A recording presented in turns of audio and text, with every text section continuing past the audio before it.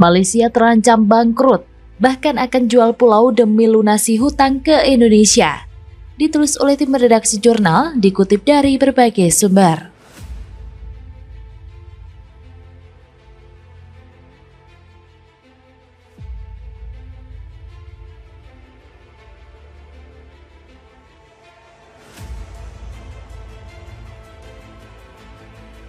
Bahawa sekarang ini di bawah dulu dia nampak Indonesia buat kali pertama lebih maju daripada Malaysia, daripada segi growth-nya, daripada segi kewangannya lebih baik daripada Malaysia. Dan ini saya ingat disebabkan oleh pemerintahan yang faham tentang selok-belok ekonomi. Di tangan Jokowi lah negeri ini mengalami perubahan besar-besaran. Mafia pangan disikat, mafia migas dilibas, ormas-ormas intoleran ditutup sumber bantuannya. Seperti kapal raksasa yang selama puluhan tahun ada di jalan yang salah, oleh Jokowi diubah rutenya. Tentu menyakitkan untuk orang-orang yang selama ini mendapat keuntungan dari kesalahan rute itu. Dan dari penjelasan tadi kita akhirnya paham bahwa musuh kita bukan hanya para pengkhianat di dalam negeri, tetapi juga negara-negara tetangga yang takut negeri ini jadi besar dan akan merebut periuk nasi mereka selama ini. Indonesia buat mereka tidak boleh besar, karena itu ancaman buat ekonomi dan kebanggaan diri mereka. Malaysia akan jual lahan hingga pulau demi melunasi hutang negara. Nasib satu negara memang bisa naik turun. Sekarang berjaya, besok bisa jadi melarat. Di era tahun 2000 sampai 2006, Malaysia mendapatkan julukan macan Asia Tenggara. Namun berbeda dengan sekarang. Negeri jiran tak ubahnya dengan macan ompong yang kehilangan taring dan giginya tak berdaya. Pasalnya, negara Malaysia dililit krisis ekonomi sehingga negara tersebut mau tak mau harus membayar hutang yang makin menumpuk. Selama beberapa bulan terakhir, mungkin banyak berita yang tersebar bahwa penduduk Malaysia melakukan segala cara untuk membantu negara, termasuk menggalang dana bersama. Pemerintah tentu tak tinggal diam demi memakmurkan Malaysia. Perdana Menteri sampai melakukan beberapa hal berikut ini. Yang pertama, pangkas gaji pejabat negara. Punya jabatan sebagai pejabat atau gaji yang diperoleh juga lebih besar. Oleh karenanya, PM Ismail membuat kebijakan bahwa gaji para menteri negara akan dipotong sebanyak 10%. Hal ini sudah diungkapkan sejak tahun lalu. Namun bagi mereka yang gajinya kecil, pemangkasan tidak akan diberlakukan. Persetujuan ini juga dialami oleh Raja Malaysia yang ikut menyepakati gaji dan tunjangannya dipotong sebanyak 10% hingga akhir masa jabatannya. Yang kedua, menerapkan sistem pajak yang berbeda.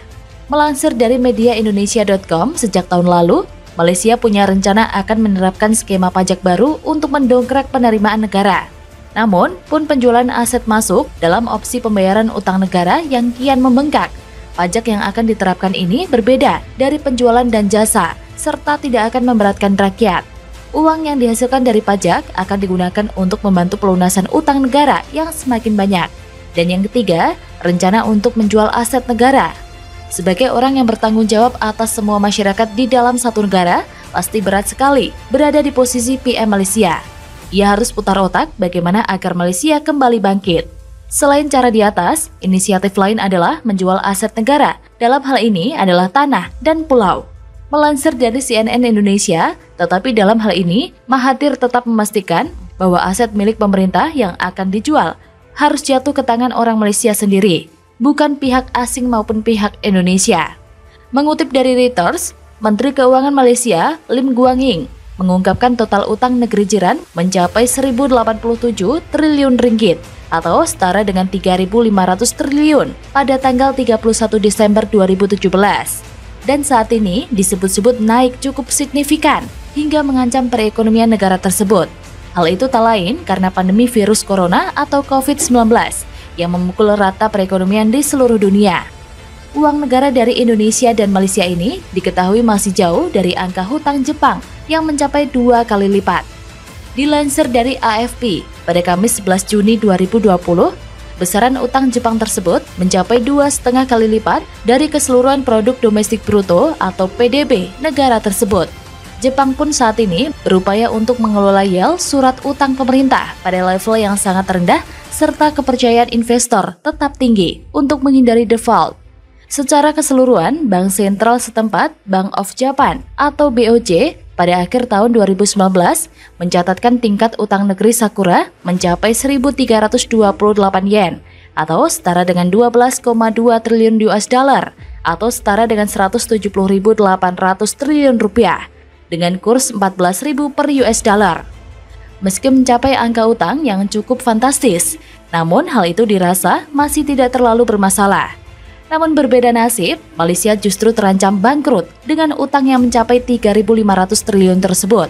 Hal itu tak lain karena pengaruh dari rasionya terhadap PDB yang telah melebihi 60%. Tetapi berbanding terbalik nih dengan Indonesia. Meski memiliki nilai utang yang hampir 2 kali lipat dari Malaysia, Indonesia masih disebut aman. Karena meski utang meningkat hampir 1.500 triliun rupiah, tetap rasio jumlahnya hanya mencapai 29% dari PDB. Rasio utang terhadap PDB inilah yang membuat Malaysia dalam keadaan darurat ekonomi. Hal itu tak lain karena Malaysia bakal kesulitan untuk membayar cicilan utang tiap tahunnya. Bagaimana menurut Anda? Goreng isu terus, kader Partai Demokrat sebut mesin propaganda rezim Jokowi top notch. Orde Baru gak ada apa-apanya. Ditulis oleh tim redaksi jurnal, dikutip dari berbagai sumber. Seperti bara dalam sekam yang tak pernah padam, gejolak halusinasi kader Partai Demokrat semakin menjadi-jadi. Setelah kadernya Chris Wamea menggoreng isu Jokowi adalah pembenci ulama, kini politisi Demokrat Ardi Wirdamulya ikut menggoreng isu propaganda rezim Jokowi lebih top ketimbang masa Orba. Politisi Demokrat Ardi Wirdamulya menilai mesin propaganda di zaman Presiden Joko Widodo alias Jokowi ini sangat luar biasa. Bahkan, menurut dia, mesin propaganda di era Jokowi ini mengalahkan era Orde Baru atau Orba. Hal itu disampaikan melalui akun Twitter @awemani, seperti dikutip pada Minggu 31 Juli 2022. Ardi Wirdamulya mengatakan hal ini sebab menilai bahwa mesin propaganda di zaman Jokowi berhasil masuk ke pusat ketakutan pada golongan lain bukan ke negara. Ardi Wirdamulya melanjutkan bahwa setelah pertengahan 1970-an, kekejaman komunis Orde Baru cuma tinggal cerita. Ia menyebut setelah itu tidak ada lagi teror-teror baru yang bisa diatribusikan ke gerakan komunis. Gak ada bagian masyarakat yang takut dan benci pada komunis. Seperti hari ini, orang takut dan benci sama Islam konservatif, katanya.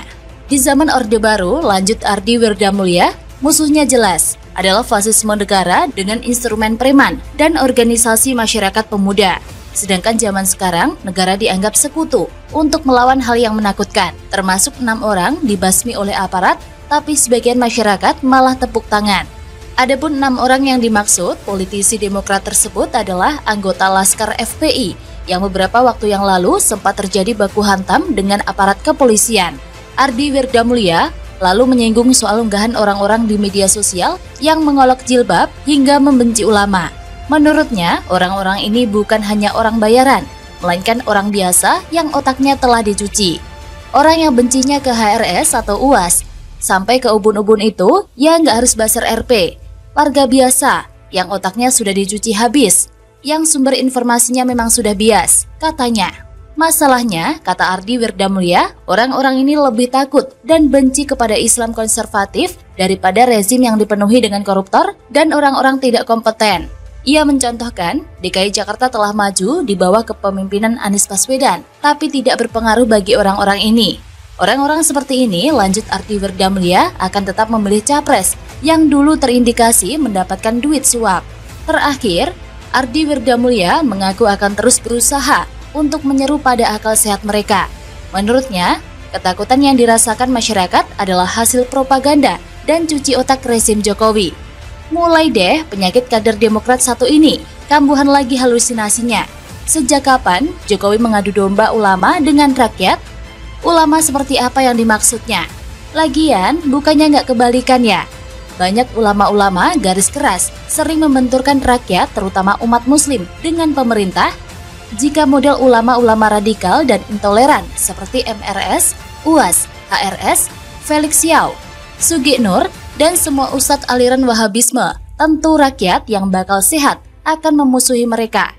Dan seperti biasa, barisan sakit hati seperti kader partai nol nalarnya ini ketika menyerang pemerintah selalu mudah dipatahkan. Ardi Wirdamulya hanya meluapkan emosi kekesalan terhadap Jokowi lantaran ingin mencari perhatian. Lagian gelagatnya juga ketahuan tuh, belain 6 anggota Laskar FPI yang terindikasi jadi pemberontak negara. Jika Jokowi benci dengan ulama lalu membuat adu domba dengan rakyat, atau menurut kader Demokrat rezim Jokowi lebih top propagandanya ketimbang masa Orba, adalah salah besar dan fitnah.